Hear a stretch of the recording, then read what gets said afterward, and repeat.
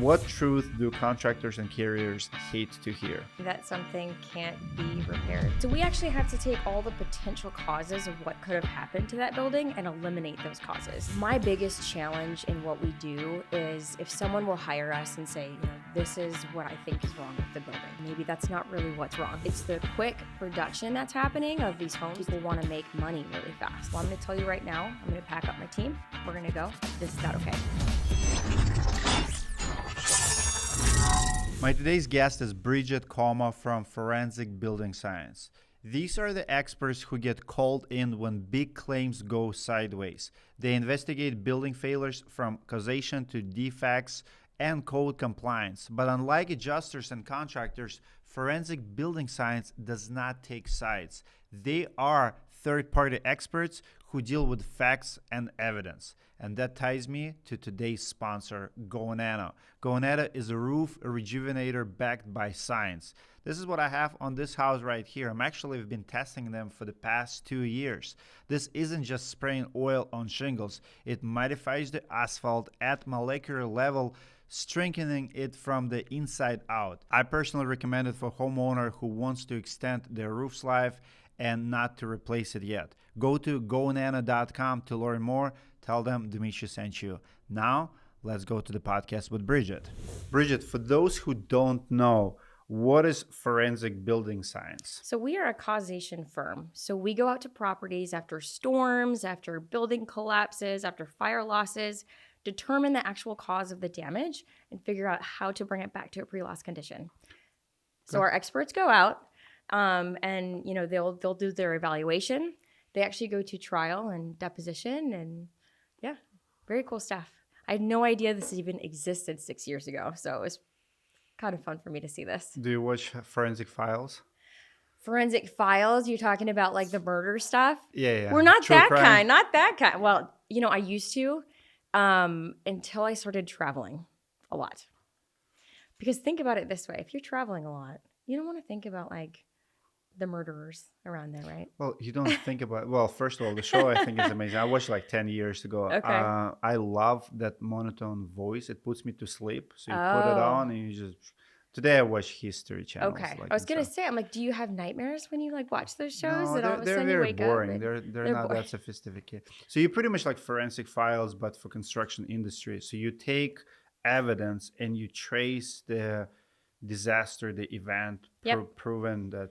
Yeah, so we actually have to take all the potential causes of what could have happened to that building and eliminate those causes. So, it's not this date of loss. It's not construction defect, or it is construction defect, or it's not this situation. And so our job is to follow standards, like standards in the industry, right? So like published standards, not like our opinion, our standards like ASTM, AMA, ANSI. We have to follow all of those standards to make sure that we're actually telling, the truth of the causation. Question. If a tree next to the house, brushing it, right? So it's not her. So is it maintenance issue, or like what would you do as a forensic expert? I mean, I'm not one of our experts, so I can't really tell you, the cause or anything like that. Sure. It depends. So there's a couple things you want to look at. You're going to want to look at the soil. You're going to want to understand the maintenance of what happened kind of around those conditions to rule anything else out. I see.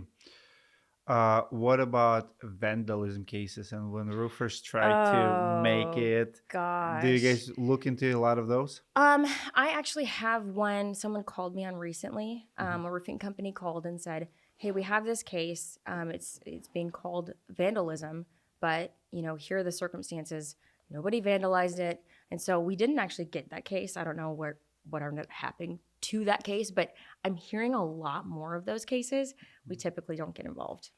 What kind of training you guys do, like versus industry standard training? So obviously, adjusters get their training, and what I see in the industry, it's a battle of opinions. Adjusters said, "Here's what I think." Contractors say, "Here's what I think." Where do you come in? So we come in, our job is to tell the story of the building. I don't care who's giving us the case. I don't care what side someone's on. Our job is to completely tell the story of the building and what happened to it. So, we have a lot of experts that have been doing this for a long time. They've done construction. They've gone through a lot of like code official training. We're working on some RRO, RRC certifications. So there's a lot that we have to deal with. We have engineers, we have meteorologists. So it's a lot of cool stuff. There's a lot of investigation that has to get done before we can make causation and determination on those cases. Who usually hires you? It's a combination. So we can have public adjusters, we can have attorneys, we could have, sometimes homeowners will call us, property owners will call us. But our job is not to get into the legal aspect.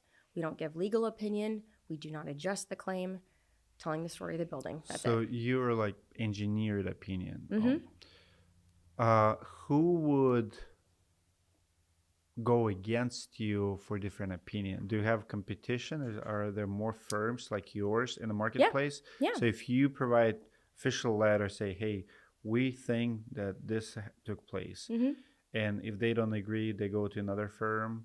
They could. There's a lot of competition out there. So there's a lot of other engineering forensic firms out in the industry that, I think they do a great job as well. We work sometimes with them on cases. So we may do the causation, and sometimes they'll do the estimating. How often does that happen? Not very often.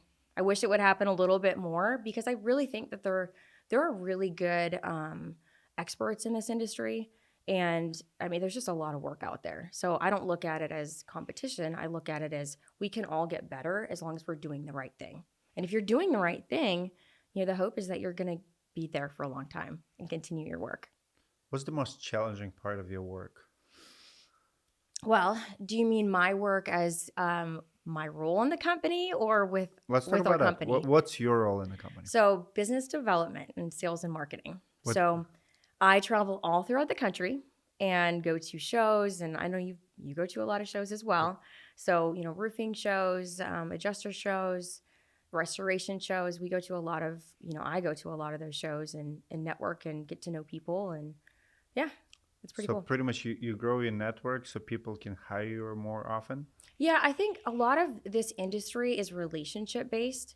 And I feel like, it's my biggest challenge in what we do is if someone will hire us and say, this is what I think is wrong with the building. Okay, maybe that's not really what's wrong. So we have to tell them, no, that's not what's wrong. This is the cause. So it's a challenge, but you have to have a lot of good relationships with, the clients that come in.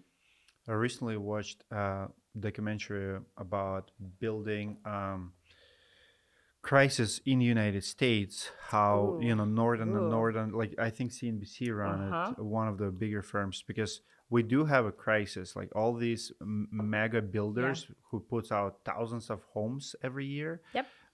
They buy land very cheap. They build on a sandy soil, swampy land because it's cheap, right? Like, and the warranty of the home goes out of the window, I think, after 1 year. And now claims start happening, concrete stuff. Do you agree with that? That quality of construction in the United States is going down? I think it is. I think I actually had a situation when I was living in Minnesota still. I bought through a builder, and it was a production home and big development, right? I think they had 6 phases. And the moment I started, getting into my home, I'm like, something's going on here. Like something's not right. And thank goodness, I know this industry enough. I'm not an expert, but we started having issues with our home. And so I had one of my team members come out, take a look at it, and notice there were some major issues going on. I had bowing in my, framing of the house. I had issues with my roof. I had, a lot going on. But I think, it's the quick production that's happening of these homes just to get things done. People want to make money really fast, right? But then it's also, not looking at your subcontractors, not watching what's going on, not paying attention to the phased approach of the building. If it hits this phase, are you checking those things? Whose job is that with the big builders?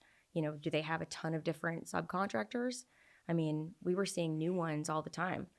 Well, I think it's also a race to the bottom because it's the same problem we have in the food industry. So think about McDonald's. Everybody knows McDonald's is bad for you. Fast food, burgers, sugary, right? But like we all do Bell.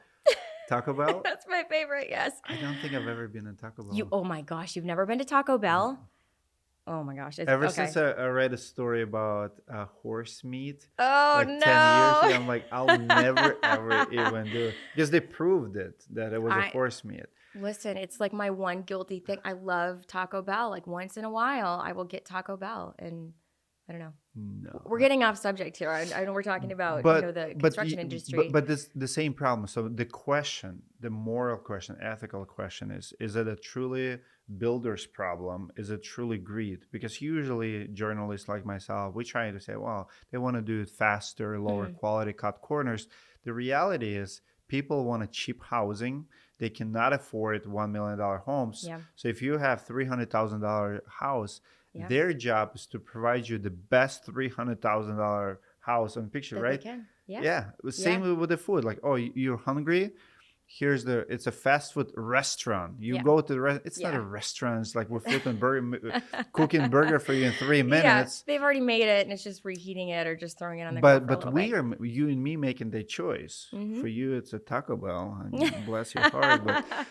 But right, but who's to blame? And if Taco Bell, provides low quality food, Yeah. it's your demand that drives it. Absolutely. No, and that's a good point. I don't know if I can really blame one person or another, or one party or another. I think that it is a combination, like you're saying. Even when I moved down to Florida, same thing. Like the market for home buying was so crazy, and so when I started moving, I bought my house sight unseen, and we had called around all the builders and said, "Where can we buy a place?"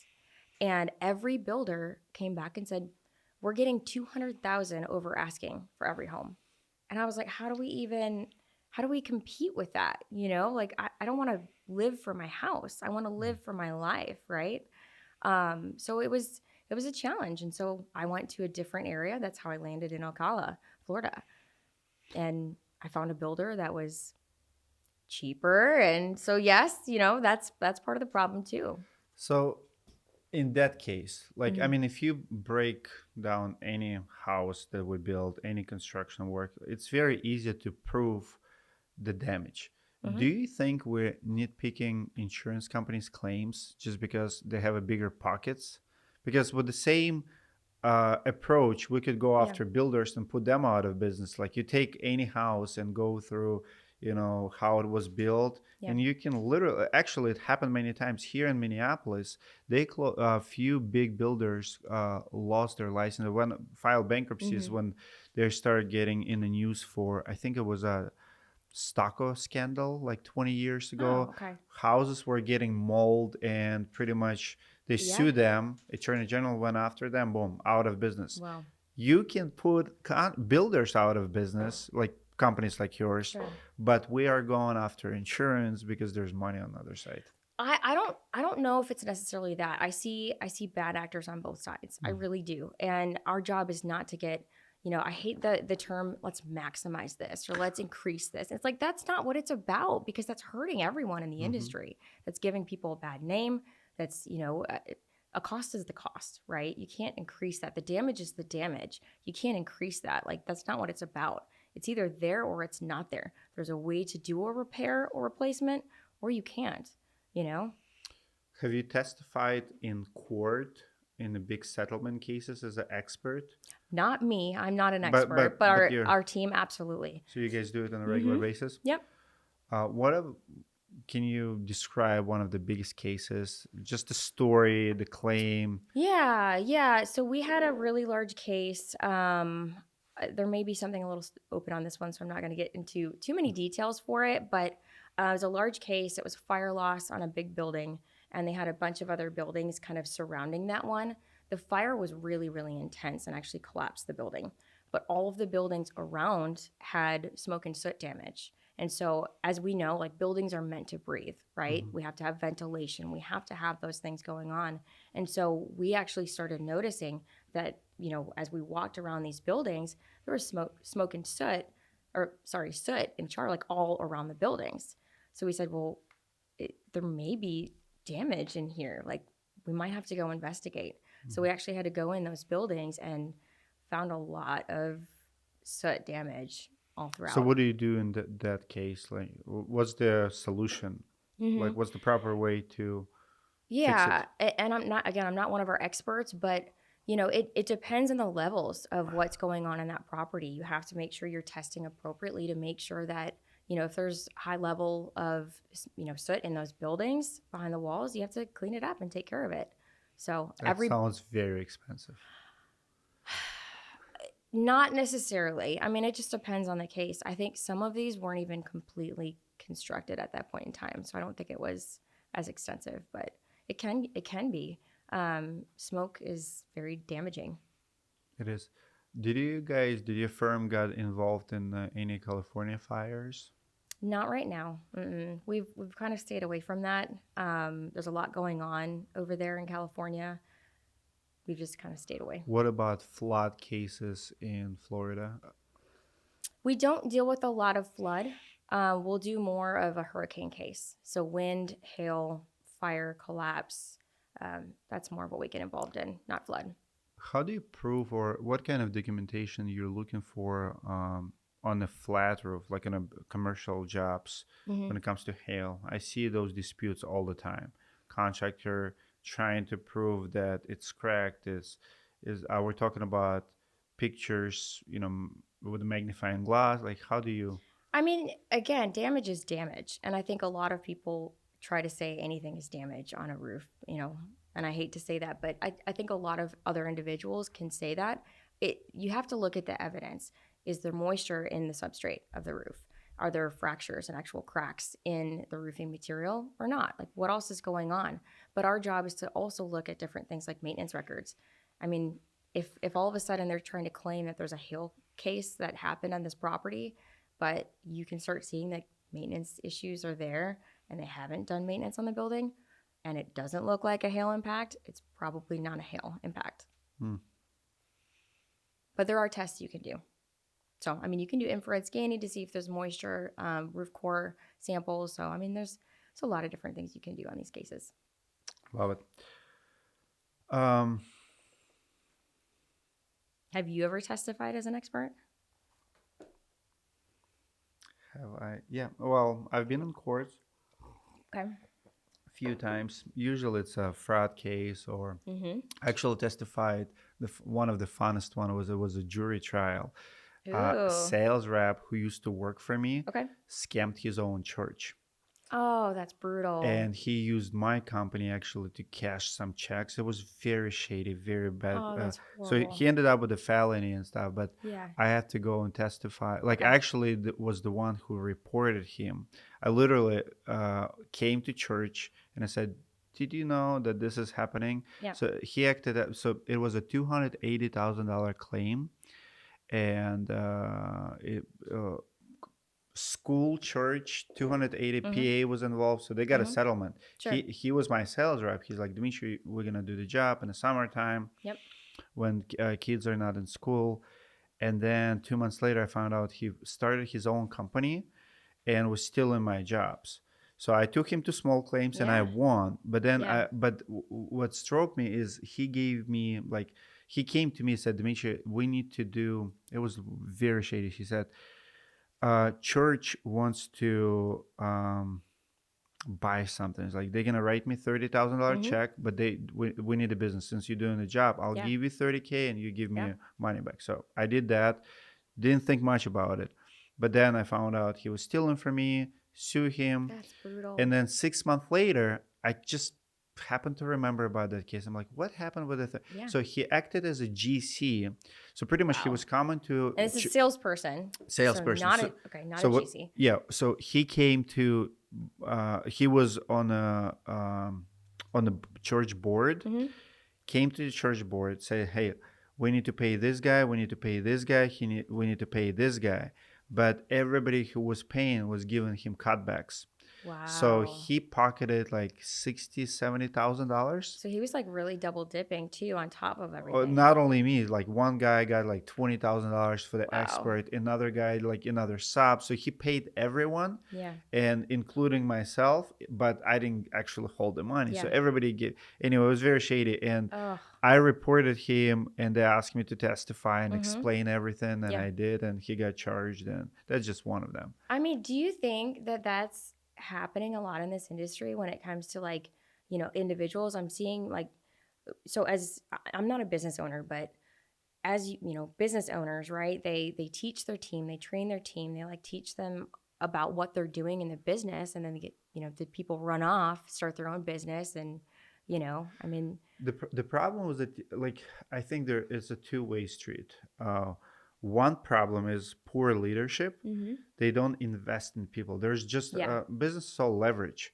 right, So if you work for me and I'm telling you, hey, go knock doors, bring me jobs. I'm reading text messages right now. Someone sent me, and they're brutal. They're like, oh, we need sales this week. We'll give you like $50 per claim. I'm reading, it's like, what's $50? Like, right. it's like on top of draw, whatever. Like, so they're trying to incentivize people to work, but that's not leadership. That's not No, leadership. Is like, hey guys, let's yeah, go and work together. yeah, Let's yeah, go and knock doors together. yeah. But if I'm telling you go do it, like, you're gonna ask a question, why do I need my boss? I'm bringing the business. I'm the hmm business essentially. Sure, Why yeah, do I need you? yeah. E- Get your support employees, right, and Exactly. have And, that and they go leadership. on their own Yeah. because it's easier to figure out the office stuff than the Mm. business stuff, than the sales stuff. And if Yeah. you can bring the business, I don't need you.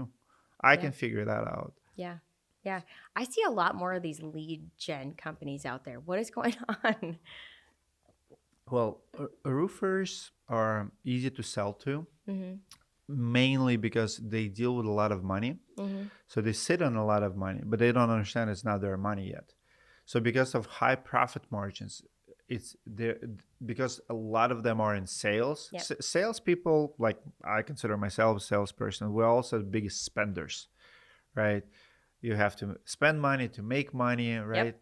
Yep. And they're just dummies. Like if you overpromise and underdeliver, we'll always hope for the better. Right. Like, oh, I'll give you this, and like I'll give you 100 leads per Yeah. month for $5,000. And they're all. I mean, I think it's roofers. It's getting worse for the marketers because of the internet and people like hmm myself who call them out. Yep. You're gonna get called out fast if Yeah. you don't deliver.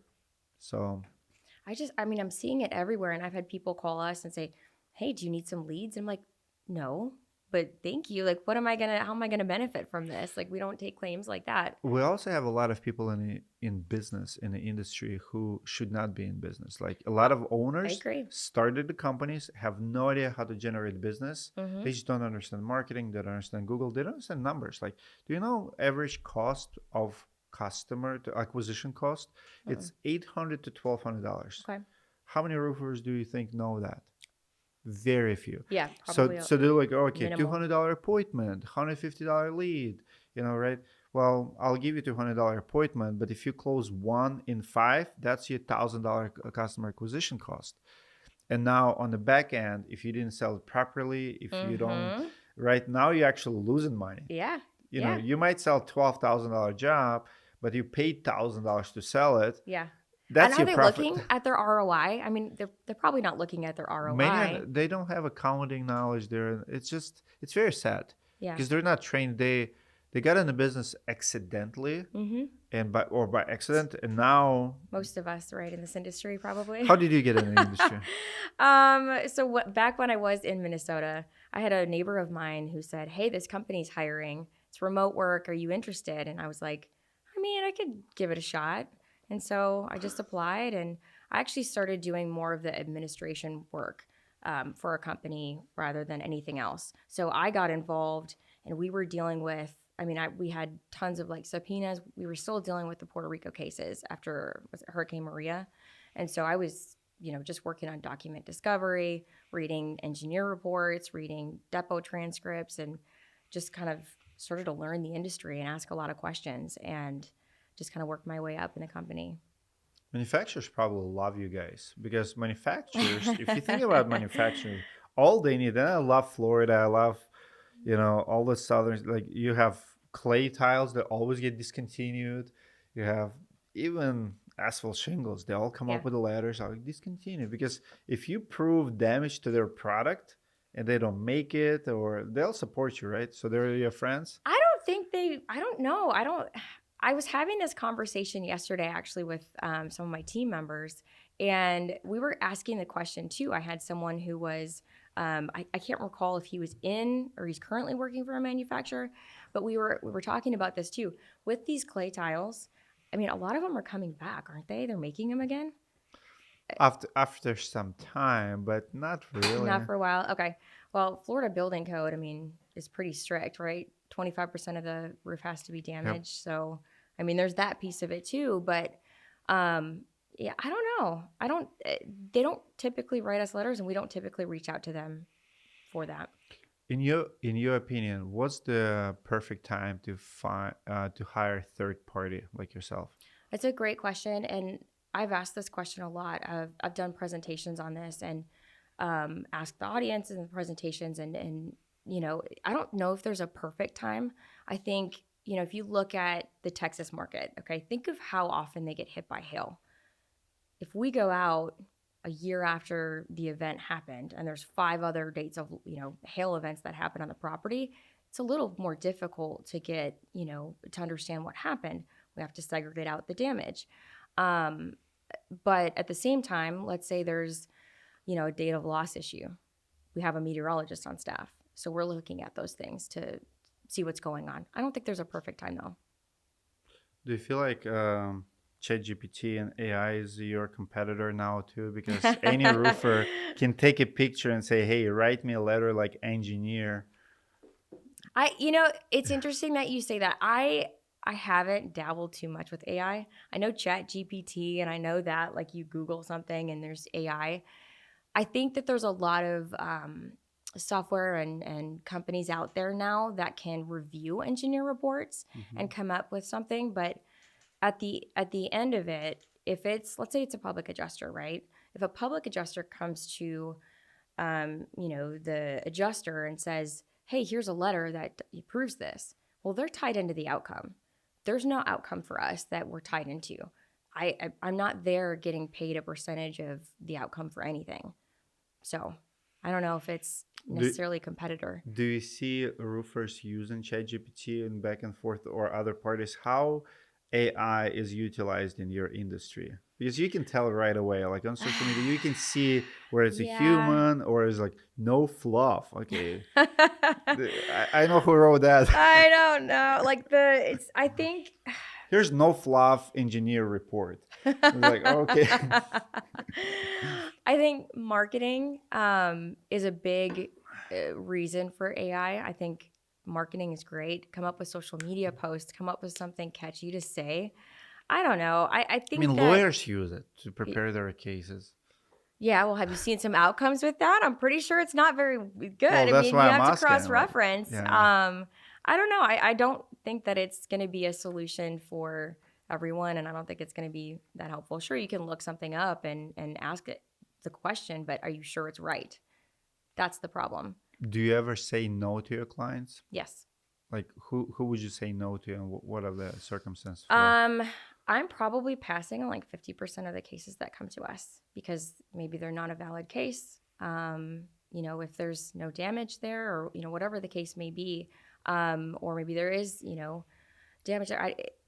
We don't take every case that comes to us. I think not every case needs to have an expert on it like that. I think that there's a lot of cases out there, especially right now in this industry. Storms are down. I mean, didn't they say what is the percentage right now of cases that are claims that are down? It's 20 some or something. Sam, do you know claims are down percentage? There's What was the question? percentage of cases that are down right now, insurance claims and stuff. Is it Like- 27% lower? What percent get denied? No. Oh, like how many less there are? Yes. Yeah, I think it's right around a quarter. Okay. So that to me is really interesting, right?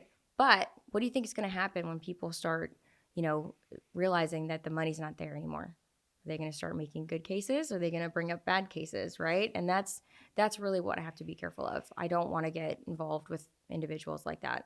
So how do forensic firms like yourself getting paid? Like, what's typical payment structure? Is it per report? Is it hourly like lawyers? Is it pro bono? definitely not pro bono. Typically, it's just a flat, this is what it's going to cost for us to do this. So let's say, it's a 5-building complex or something like that. We have to figure out how long is it going to take us to go out there, do our investigation, do our testing, do our report and potential estimate. So we base it off the work that we have to do. Can you share some craziest, not stories, but testing that you do? What kind of actual test? Like, what do you test? Window spray tests are pretty cool. Have you ever seen that? No. Okay, very, very cool. We actually had to go get like ALMA certified for window spray testing. And window spray testing used to be more popular probably 10, 15 years ago, and it kind of went away for a while. And what we've noticed is that it's coming back a lot more. I think as the market changes, things are needed, more wind events. So we do window spray testing. I think that's pretty cool. So what's the testing? So you're testing for installation issues. You're testing for water leaking. I see. Hack training. So I've taken it like on a commercial and a residential side. Mm-hmm. How do you argue hail damage? Because I've seen public adjuster, insurance adjusters, and contractors take hack training, right? Mm-hmm. And then they all will meet on a roof, and it's like, this is the Like, damage. This isn't it. Yeah, So this it's is like, the damage. This is it. This is not.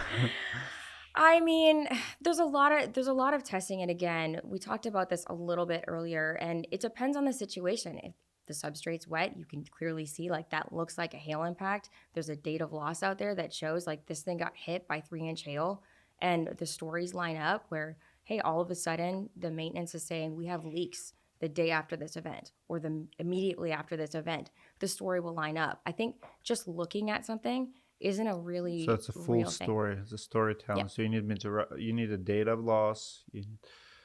Yep.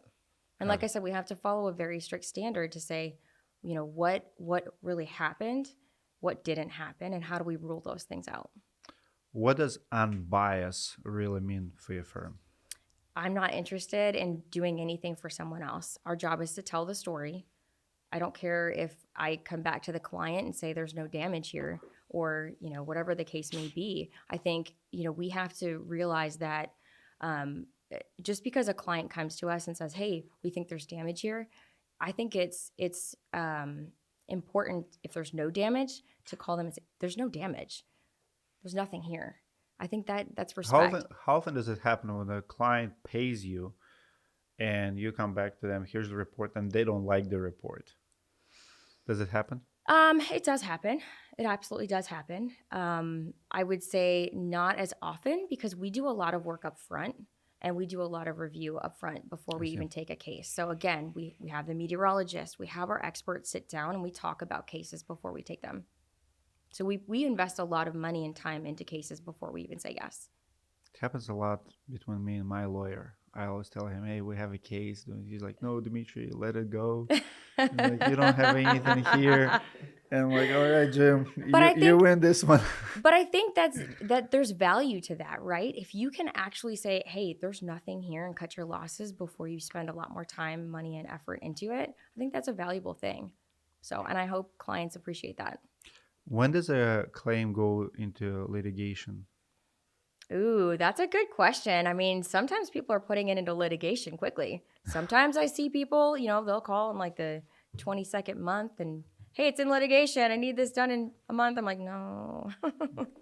So it really depends. Do you remember, I think it was after Hurricane Sandy, where engineers got up in New Jersey, New York area? I think it was a few engineers that got busted and actually went to jail.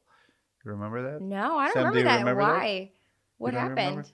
So it was engineers who were representing insurance companies, and they fabricated reports that there's no damage here after, crazy stuff. And you could see they could clearly see the damage. I mean, the houses were flooded, but they were coming up with the engineer reports for insurance companies saying nothing was there. Yeah, and got arrested. Wow. John Houteling is the one who prosecuted them, or was part of it. Well, and I think that's important. I mean, if you are going to put your name or stamp on something to say this is what's really there, I really hope that you believe that and that's the truth, right? That's their job as an expert. They have to tell the truth. If they're gonna go put their name on something like that, and especially if it's in litigation, tell the truth. I mean, I don't know why people wouldn't. Just tell the truth. You're eventually gonna get caught and found out. Especially something that's a required piece of paper. It's not he said, she said. It's a piece of paper. Right. It's your signature on it. Yeah. Well, and I had someone the other day tell me that they noticed some of their engineers actually are getting struck in the system because they're not following the right standards to tell the story of the damage and what happened. And if you get struck as an expert witness, that follows your career, and it's not worth it. So that's the first question that would come up in a deposition. Have you ever been struck? Yeah. You go to a client and, hey, have your experts been struck before? I'm like, they're asking those questions out there. And so you have to tell the truth. Absolutely. Let's talk about a few industry trends. Okay. Are claims getting harder to settle from your perspective? Why not? From our perspective, I would say no. And partially it's because we don't take on just cases that aren't the case. So if you're selective, but if you would take all the claims that come into you, probably would. Yeah. Again, I think that, this industry is becoming a little bit more difficult. I mean, look at cosmetic exclusions. That's part of what's happening with some of these policies, which again, I'm not an adjuster. I can't really speak to policy or coverage, but I think that's something that's out there. But I also think that part of it is because people take advantage and they're saying damage is damage, and sometimes it's not. So that's kind of why just do the right thing. Well, what trends are you seeing in the types of cases you work on? That's a good question. A lot more potential dates of loss. I'm seeing that a lot more. How do you from a forensic perspective, how do you prove a date of loss? Because hail damage is hail damage. How do you tell if it's 6 months or 12 months? So there kind of tests exist? There's a way where you can look depending on the type of material if there's more going on with it. Again, I'm not the expert, and I know my experts can kind of figure that out. But again, it's telling that whole story. What really happened to that property? We have to make sure, are they leaking? Is this really happening? Let's say a property was just purchased a year and a half ago, right? Did they have an assessment done on the property that we can take a look at to say, are there photos of that property from before the storm that would say, hey, this wasn't here? So. Wow. Now I want to interview one of your experts, one of your engineers. I remember we have a claim here in Minnesota back in 2018. And I remember meeting an adjuster from Allstate. I actually put a camera in front of in my car. I have tinted windows, so I recorded the whole thing. Yeah. First one was denied, and it was a clear hail damage. And during the second inspection, I asked adjuster, I asked homeowner in front of adjuster, because he was telling me that it was a 100-year-old house in downtown Minneapolis, and I told him, listen, we all know that 6 months ago they have hail damage. Yeah. And it was a rental property, and he just installed 6 months ago these window units, HVAC window units, and they all were dented. Said, Justin, when did you buy those? He's like, 6 months ago. Do you have receipts? Like, yes, I do. Yeah. And I said, well, they're all dented. If they're dented and you're telling me this is 5 years old. Yep. And he's like, oh yeah, if you have receipts. Makes sense. And they approved a $68,000 claim right there. But that's it. That's the investigation portion of it. And our job is to ask those questions, because I have had situations like that where, in a school district or something like that, you can start seeing, this HVAC unit was replaced. And so we've had cases like that too. And we're like, there's something here. Like, this obviously happened after this was installed. So we've actually put on cases like that as well. Love it. Is AI changing the way you investigate buildings at all? Like, what kind of AI engineers in your firm using? No, it's not right now. We're not really using a lot of that, and maybe that'll change at some point, but we don't really use a lot of AI. So AI is overrated? I don't think it's overrated. I think it's very beneficial. I think that there are ways and tools of being able to use it, but it's using it the right way. And again, as we talk about what AI is doing, I think it's misinforming some individuals on certain things. Like we were talking earlier, the attorneys and having wrong case law. That's a problem, right? So how do they fact check that information? And I know it learns, right? With It'll another learn. AI. What's that? With another With AI. another AI, Hey, yeah, they're Grok, checking all the AI please systems. check ChatGPT. Are you an AI fan? I use AI. No, I'm not a fan. Okay. I hate the trend. Like I think it's way overrated. Like I hate, like I want to read a book. I want to read what you think. Hmm. Every time I see Facebook post and you can see mediums like Yeah. you can't write it yourself. I use it for grammar. My number one prompt is grammar check this. And it'll start giving me some crap like, expanding. I was like, no, I just ask you to grammar check it. Right. Because, my problem is grammar. My problem is not my thoughts, right? But no, I'm not a big fan. Yeah, I'm not. I'm not really that into it. I don't use it that often, and I kind of call myself an old lady. I don't really like technology, and I don't really like I electronics. even noticed like even my kids, we often discuss like videos and what we watch on YouTube.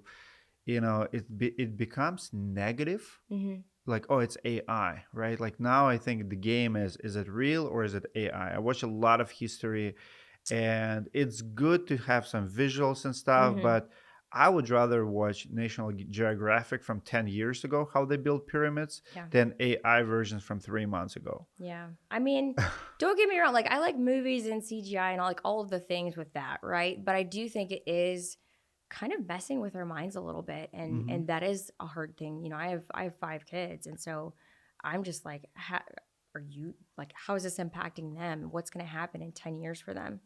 Well, AI has what they say, like IQ of like 1,011. Like I use and abuse AI for utility purposes, Hmm. like calculate how much like if you want to translate something, if you Hmm. want to come up with something, if you want to just pure data, Yep. ask it, it'll give it to you.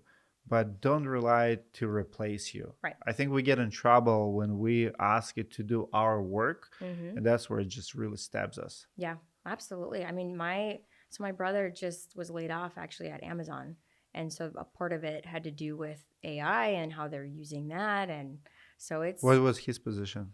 he was a sales, and I don't recall what is like AWS or something like that. Yeah. But 17,000 people got laid off, and it was a text message, check your email. Here you go. So I mean, some utilities are, see, like for example, in sales and marketing, I like use of AI on the back end, but not front end. If I right. call a business or people call me, I would like to answer the phone. But on the back end, I don't have to send you text message. Like I think AI can send you text message, hey, confirming that you're gonna have Zoom tomorrow Sure. with Dmitry. Like an auto reply Exactly. reminder or something like that. Someone was telling me, I don't recall who it was, but they said you should use AI to help sort through your emails. And I was kind of like, cool, but like, what if I missed that one email that I really was waiting for and needed? Like, is it really going to work for me? Like, you get a lot of spam emails, and you go to these shows, and all of a sudden you have like 10 emails from vendors. And I'm like, I want to, of course, I respect that they're doing their job and sending the emails out, but how do I sort through that? Right? It's hard. I know, I know. So can AI help me with that? I have no idea. I think it can. I mean, it's just we're still early on. I don't Hmm. want to talk down AI. I mean, it's here to stay. It's how we Yeah. use it that matters. It makes us lazy. That's the problem. Very lazy. I hate it. Um, do you feel like the role of third parties evolving in the industry, or like they trying to get rid of all the third parties? I don't know if I would say it's going to be something that's completely, gone in the future. I think that there's always going to be some kind of evolution. Again, look to like we hired the meteorologist because we started seeing case law that said experts cannot opine on weather or what's happening in the industry, and dates of loss are a big issue, right? So we have to evolve on some of that, get new trainings, understand new materials in the industry. So I think we have to work on that, but I don't know if we'll be completely gone. I don't know if I can call any meteorologist an expert. Like their chances like 50-50 chance, 30% chance. I'm like, I thought you're an expert. Yeah, it's okay. It's interesting. We had this case get sent to us the other day, And one of the reports is, the algorithm meteorology reports, right, said that the property was hit with 124 mile per hour wind speeds on this other date of loss. And so our meteorologist started looking at it, and he's like, that never happened. That didn't even affect the property. That didn't even happen at that property. Yeah, 124 is like Hurricane Yes. 4 or 5. Right. Like that would be something we know about, right? So where's the report was coming from? I don't recall where that one was coming from. I don't know if it wasn't CoreLogic, I don't think, but Interesting. Mm-hmm. Do you think more residential owners and contractors will need companies like yours in the next 5-10 years, the way the insurance game is going right now? Because right now I feel like insurance companies have such an easy way out, because you have to prove the damage. So now and you can't like bring a lawyer. Mm-hmm. I mean, you can bring a lawyer, but my question is why we cannot bring forensic firm. I mean, you can do that, but again, will they listen to it without lawyers? Will they listen to your report? That's a good question. I mean, I hope that they would listen to it, but again, we can't adjust the claim, so we can't go and talk with the adjuster and and negotiate any of that. We stay out of that, and we can't give legal advice. So for us, our job is here's this report for you, and we're going to step away because we just don't want to muddy the water like that. I think that's what we need. I need verifiable, agreed by both party. What's the company was a claim assist? No, letter assist. What's the role of letter assist in the industry? Like originally when it just start happening. Honestly, I think it was more of like a safety thing, right? Exactly. Just to put a ladder up there and make sure that if you're by yourself, someone's there watching you. Exactly. Sure okay. But it was kind of like insurance companies were agreeing that, hey, if letter assist says there is damage, we'll take their opinion. But then letter assists start denying claims or approving claims or filing or saying there's a damage and they were denying them. But I feel like, what if you do take letter assist business model and say engineer assist? Yep, documented damage. Here's the paperwork, hail.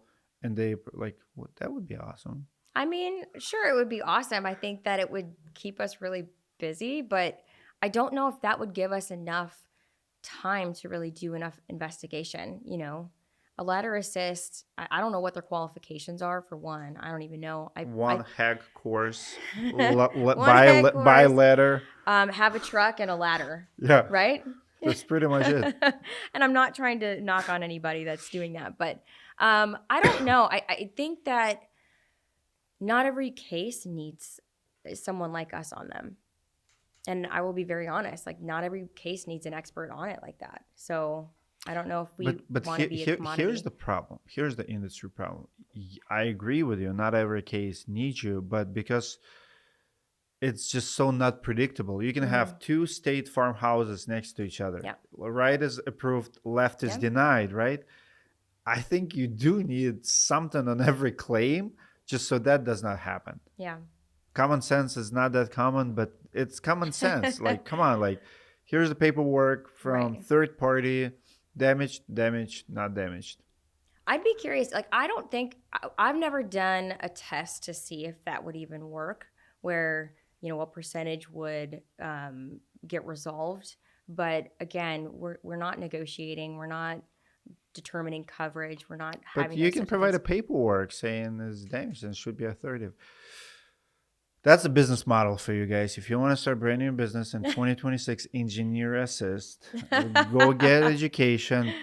I think contractors will pay for a piece of paperwork that confirms the damage or denies the damage for that matter. It's like, nope, I think it's needed, especially with all the fake claims these days. Because if you have that, because think about it, if you're the homeowner and you call 5 contractors, you have 5 contractors on your roof. And some of them will say you don't have a damage, another one say you do have a damage, but some of them can make a damage. What if you call engineer before you call a contractor to give you an opinion, and now you're shopping for the contractor? Because I think it would be really costly. How much something like that would cost? I mean, thousands of dollars. Like it's not just $100 thing, right? So if we have hail in Minneapolis and I call you like as a homeowner and I hire your firm, say, hey, can you provide me paperwork that I do have confirming I have a hail damage? How much would you charge me? It depends on the case. It really depends on the case because here's why I say that, right? Let's say they have an engineer report. Let's say they have 10 dates of loss. Let's say that we're having to do a lot of research because, certain materials or whatever the case may be, or all of a sudden there's a ton of interior water damage on the property. It's all case by case basis. But I think there's a time and a place. So when you asked earlier about when do I bring in an expert, I don't think it's the first second a hailstorm hits. I just don't think that's it. I think you wait a little bit and see. I think that contractors play a very important role in these cases, and they can determine something happened to this property. My problem is which contractor, how many contractors, how many opinions. Yeah. Because everybody's like BBB goes around like, get 3 estimates. Well, my counter to that always being like, what if you get 3 estimates and they're all bad? What if all 3 contractors are shady? What if all 3 contractors are not good guys? Yeah. I mean, is there a better way of I think coming up with a way to vet people a little more would be helpful in this industry. Like, how do we do that? I mean, Better Business Bureau, sure, things like that. But that's my business. We qualify contractors. Like everybody has a standard. I think the best qualification for the contractors, not just qualify them, like the way we do it at directory.com, we qualify them, but we also guarantee the results. Like, hey, here's a list of contractors. If they fail, we're in the hook because I don't just say that they're good guys, but I also say if they steal your money, I'll reimburse you. Yep. Now I'm on the hook. Now, I have to actually, we gotta. So we have my first requirement is 20 online reviews. Okay. And 4.5 stars or more. And my algorithm monitors it because if you can be in business 10 years and not even get 20 reviews, or you can be 6 months. But to get 20 reviews, you have to be good. Like homeowners have to praise you, right? Yep. So we have a guy today, he got 17 reviews and he got denied application. So I said, do you have other reviews? Because it's online, it's not just Google. And he does have a few others. So I called my team, it's like, he's a good guy. He's 4.7, but he has a Facebook, he has Yelp. Let's consider those two because I like the guy. But my team didn't qualify him yet because we have a strict entry. You want to make sure, you have to have standards for all that. Second one is, do they pay their bills?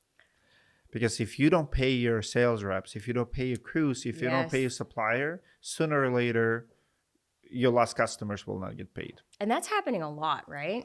I mean, that's happening a lot in this industry right now. I'm hearing a lot of stories about these salespeople not getting paid, or subs not getting paid, or vendors not being paid. I'm like, oh, that's rough. Sales more often than crews. But for me, crews is where I draw the line. Because with the salespeople, it's like he said, she said, there's miscommunication. A lot of times it's on the salesperson. But if you don't pay a crew, you have no leg to stand on. I mean, give me one scenario when it's okay not to pay a crew that did the job.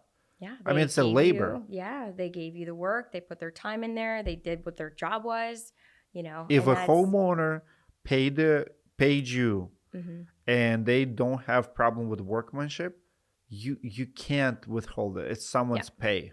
Absolutely.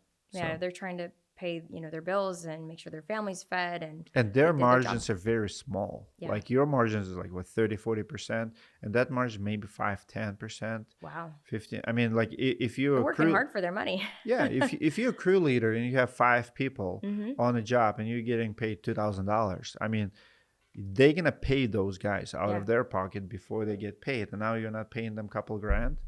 Come on. Yeah. Do you think part of the sales individuals that are not getting paid, or they're complaining of saying they're not getting paid, is because their contract's not clear, or the percentage, or they don't have an often time contract? They don't have contracts? Okay. Well, it's also a blaming game, because if you have a clear defined contract with the payment terms, it's very easy. It's a leverage game. So it's very easy for the contractor not to pay because he knows what he can get away with. He knows what's in that and think about this. A lot of people in this industry have contracts. If you quit, you're not getting paid. Yeah. How is it even freaking possible? I provided work, I provided the services. How you not pay me? Right. And by not, quitting, it can be your fault. It can be my fault. It can be whatever. So it's very easy to manipulate that. Okay, this guy sold 50 jobs. I found one mistake. Yeah. I let him go. Now I'm not paying you for 50 jobs. Well, and do you think part of the problem, so we talk about, roofing companies or whatever, they go out of business, they file bankruptcy, and then they just open up another company, right? Yep. So I think that's a problem in this industry too. And hopefully, I don't know if there's a way to eliminate that completely, but We just need few public cases where AG, like attorney generals, will come after a few cases that others are afraid of doing that. And I feel media helps a lot. A lot of people telling me, like, what we do at Roofing Insights, a lot of business owners, like, they don't want an episode about them. Because here's the thing. You can close the company and open a new one. But if we run a story on you, that story will always be on YouTube. Right? Yep. Like, you can't run away from your record. Court record maybe, but it's just be a good guy. It's not that hard. Yeah. Last few questions. They rapid fire questions, but you can take your time if you want to answer a little bit longer. What truth do contractors and carriers hate to hear? That something can't be repaired. You can repair most of this. I agree with it. I love your answer. The biggest myth about large loss claims. Everybody wants to do large losses these days. The biggest myth that I think people think that it's easy. It's not easy. There's a lot of, when we go out and let's say we're doing a school district, right? There's a lot to coordinate. It's not easy work. Like, it's really, really hard work. And we have to go out on site for weeks and weeks and weeks. Like, we just got done with a job. I think we were there for 2 months and ended up coming back again for another 2 weeks. So it's a lot of investigation. It's a lot of time that our company puts into that. Well, if the building envelope fails, look at what item first? Ooh, that's a good one. I don't know if I have a good answer for that because it depends. It depends on the situation. I would say sometimes the inside. I'd say the inside because if you're looking at the inside of the building envelope has failed, you can kind of see, take an infrared scanner and take a look if there's moisture in the building. Because we're talking about like moisture-related damages. 100% love infrared. And look at the decking to make sure that it's safe to get up there. If roofers want, finish the sentence. If roofers want bigger settlements, they should be happy with what they're getting. Ooh, I like it. Honestly, I think they need to just be happy. Content. Yeah, you have to be content. I think if you're looking for more, there's a problem out there. Is it because their profit margin isn't as high? Like, what are they doing? Are they doing the best job that they can? I think they just need to be happy with what they're getting. Don't maximize your claim. Man, I love your rapid answers. What do most people get wrong about forensic building science? That we're hired guns. That's what they assume. It's Gun. not true. Not for us. Can feel it. But I do want to hire you for my house when I need it. The difference between opinion and expert analysis is? I would say the investigation. You have to make sure that you're doing things the right way and following an actual standard. So an opinion is an opinion. It doesn't have any backing. There's nothing peer reviewed. There's nothing that's actually done that some other expert has also kind of opined on and looked at. Again, standards, ASTM, ANSI, all of those things help. Love it. Just came up with another question. I know that public adjusters, and a lot of people in this industry do not like to be recorded. What about engineers and people in your industry? I don't know if anybody likes to be recorded like that, especially when they're trying to just go out there and do their job. But if you're an expert, would you you're supposed to go on a record? You provide a document, right? So if I call and say, hey, I'm recording this conversation, can you give me an analysis? To asking you questions about what you're working on. I am sure that it probably happens a lot more. Think about it this way. Look at what, Ring cameras are everywhere. Metadata glasses, they're out there. I'm sure a lot of people are recorded and don't know, so. Yeah. 100%. The fastest way to lose credibility in claims dispute is? Lying. Do you see it happening a lot? Mm-hmm. Like, I do. What's give me popular lies? I mean, I'll give you an example of a case that we went on, and we received a file from a client, and the case had appeared that there was a lot of damage to the roof, and there was a lot of water coming into the building. They sent a video of, water coming in, and, it looked, okay, there's something here, right? And we went on site, and my team called me, and they said, Bridget, we have a problem. I said, okay, tell me what the problem is. I don't know why that video was sent to us, but that was not from this. And so I get on the phone with my client and I said, what is going on here? Did you know about this? And they said, no, but let me reach out to the property owner, give you a call back. And so they called me back and they said, well, they mistakenly sent you a video from a previous loss. And I said, okay, well, I'm going to tell you right now, I'm going to pack up my team. We're going to go. This is not okay. Don't call me again. Wow. Does it happen a lot? Again, I would say no. I think I don't like to work with people if they haven't been in the industry very long. If they don't have credibility, I don't want to work with them because it puts my team at jeopardy. Awesome. Well, this was amazing podcast. I would like you to arrange another one of these with one of your experts. With one of my experts, okay. So I don't hear I'm not an expert. Like I want to talk to an expert, and you can absolutely talk to one of my experts. I'll prepare some props. I'll bring some damaged materials. Like I want to do the playground here and actually understand. I'm fascinated by it. I'm sure they would love to do that. I have a couple experts here in Minnesota, so we'll make it happen. Let's go. Guys, comment below what you think about the episode. I read all of my comments. Give compliments to Bridget. I think she's amazing. I'll see you guys in the next video. Thank you.